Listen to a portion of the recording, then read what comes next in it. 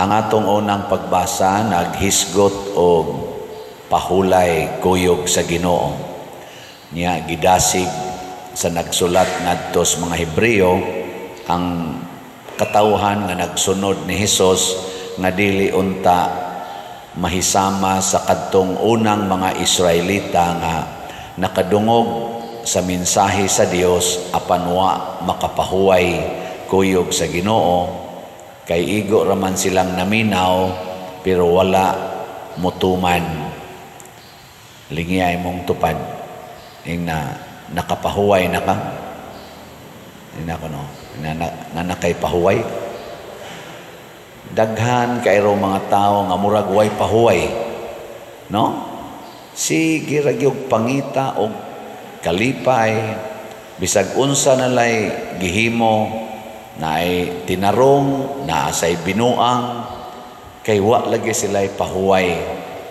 Usa ra gyud ang makahatag na pahuway, ang pagsunod sa pulong sa Ginoo. Di kita mo sunod sa pulong sa Ginoo, bisag magsigi patag simba, bisag magsigi patag kadungog, sige tagtanaw diha anang kamo kasig sunod sa kong humili. Ana di kandaghan masad mo, salamat kayo. Sige magsunod ani atong YouTube channel, atong Facebook page nga San Vicente Ferrer Paris Liloan. Sige sunod. Napay daghang nag-reels aning akong humili, ana i-TikTok, i-reels. Dili na ako pero ako gyapon ang tingog, ako gyapon ang naong.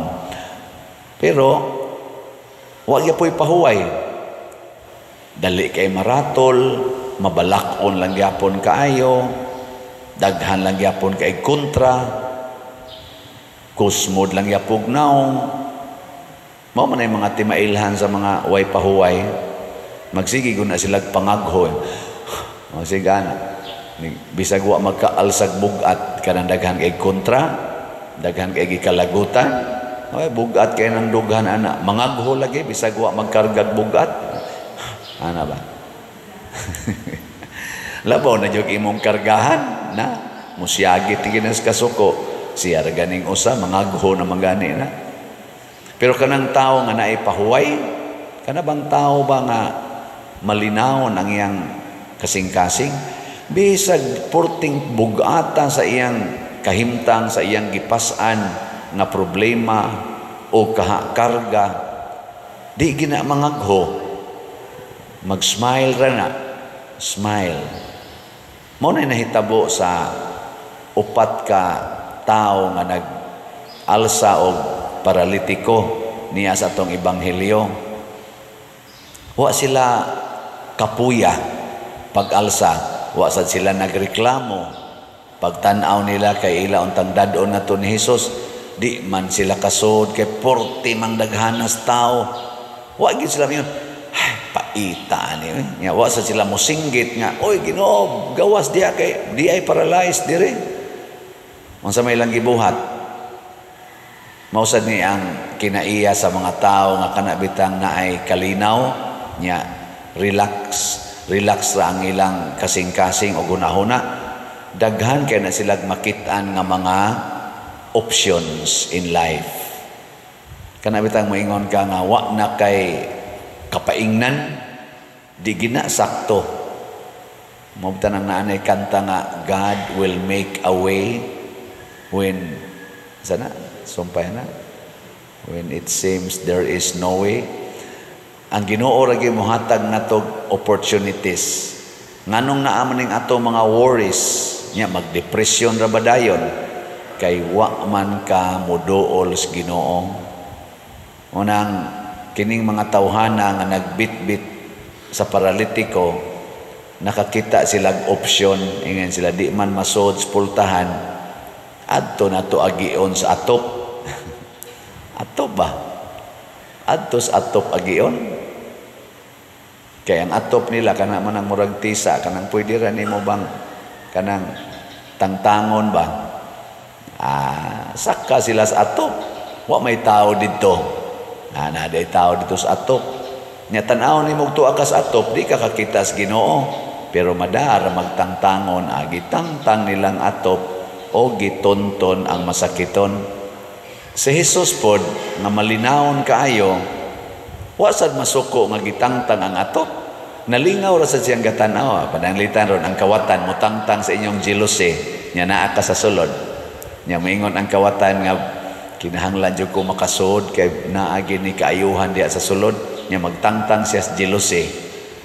Unsa may imong bation, masuko ka dili?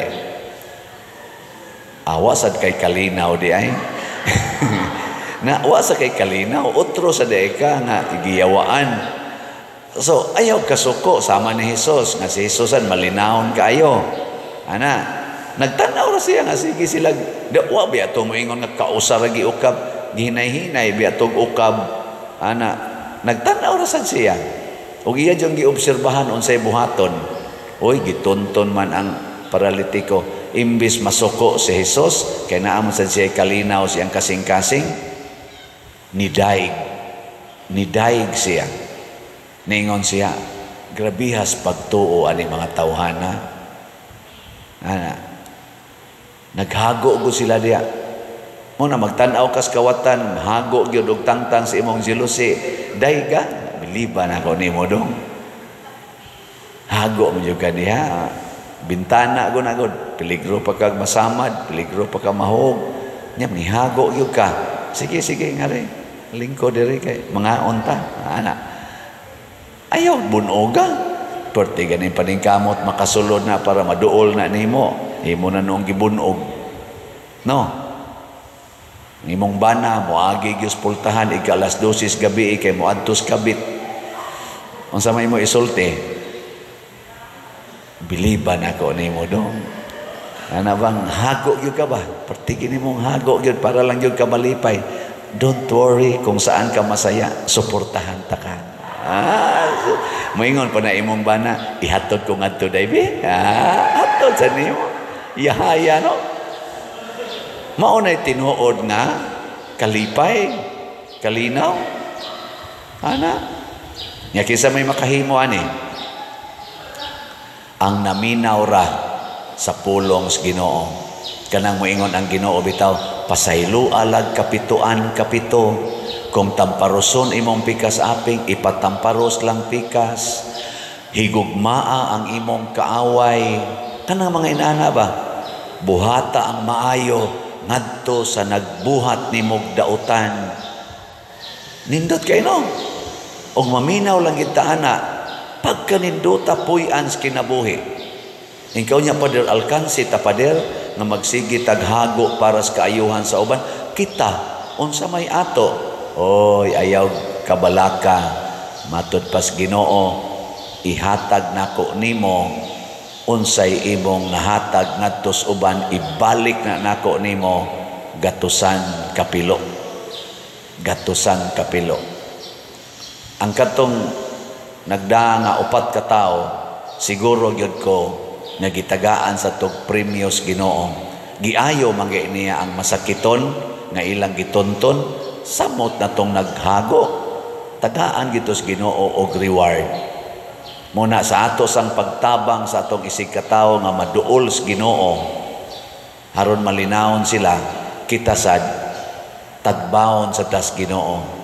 Kay kun atong napaduol ang tao ngadto sa Ginoo, labaw patang nahimong duol sa Ginoo.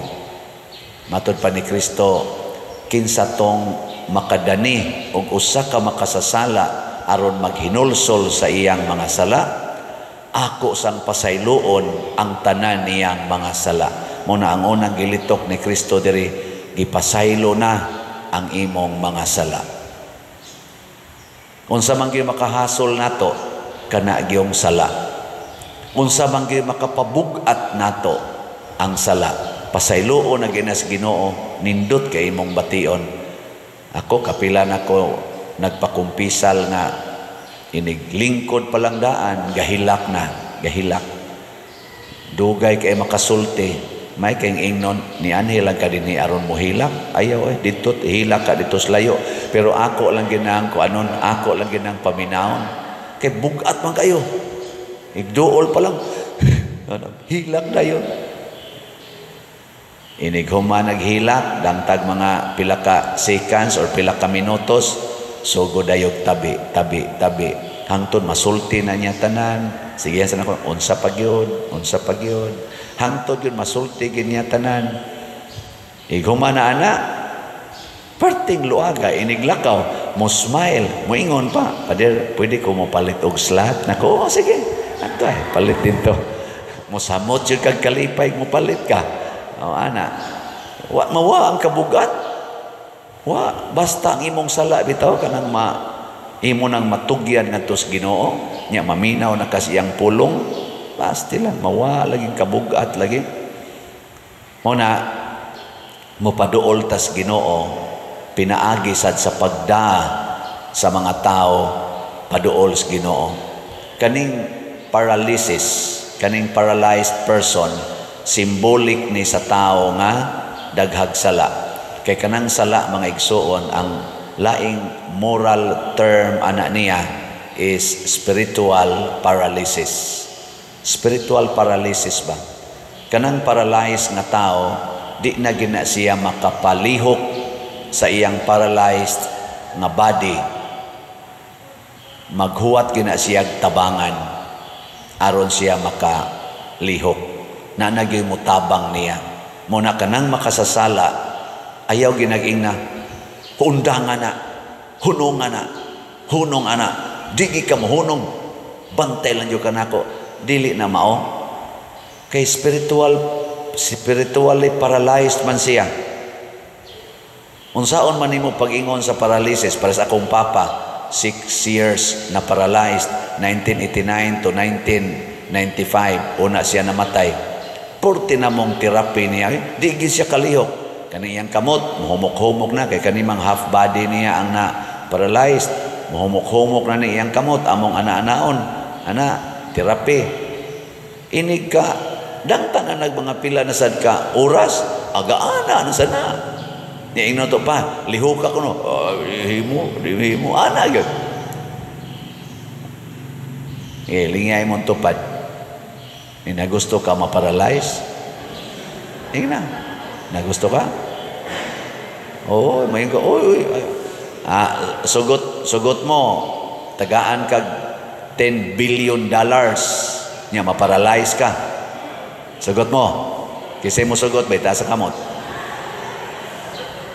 Niya, mo sugot mo nga mo palit kag slot o niya maayo ka. Maayo ka. Sugot mo na. Oh, niya. Ngano di man mo palit nga pila ra man ang 100 pesos. 500 pesos. Unsa may gusto nimo, maparalyzed ka? Unsa man ang paralyzed, dili na makalihok. Ngano di man jud ka kalihok pagkuot anang imong bulsa aron ipalit nimo og slot? Gusto kag maparalyzed ang imong kamot? Ay, pila ra pagkuot ana, nya ihatag dayon ngadto. Ana ra man agod. Sige mog tigom og millions. Nya inyo dayong itukod og balay. Nya masunog ra. Sayang. Kadto mga nangasunog nga balay sa LA, California, ila patong gihurot og palit og slot dinhi. Hangtod karon dito masunog. Tanawa na isimbahan nga wa masunog. Naasay balay sa usa ka believer wa sad masunog. Di ba? Naapay mga imahin nga naugdaw ang balay pero ang imahin sa birhen wa masunog. Nganong gipakita man sa Ginoo? Hino nasa uban nga sunog sad. Gipakita las Ginoo ba nga kung duol ka nako, nothing is impossible and nothing to be worried about.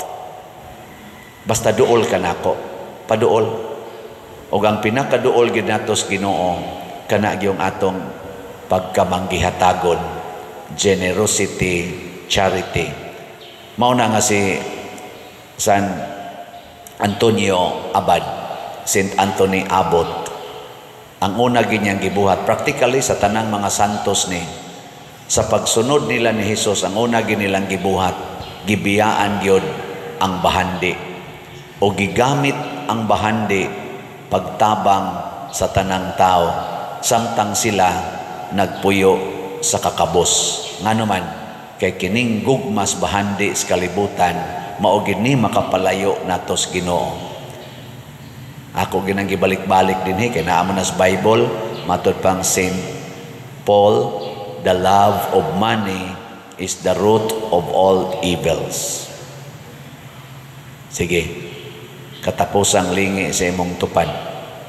Ingna, ihurot ko na nigpalit og slatron ang akong kwarta. Ingna, ihurot ni na akong palit og slat. Kanang wa mulingi, wa na'y kalinaw.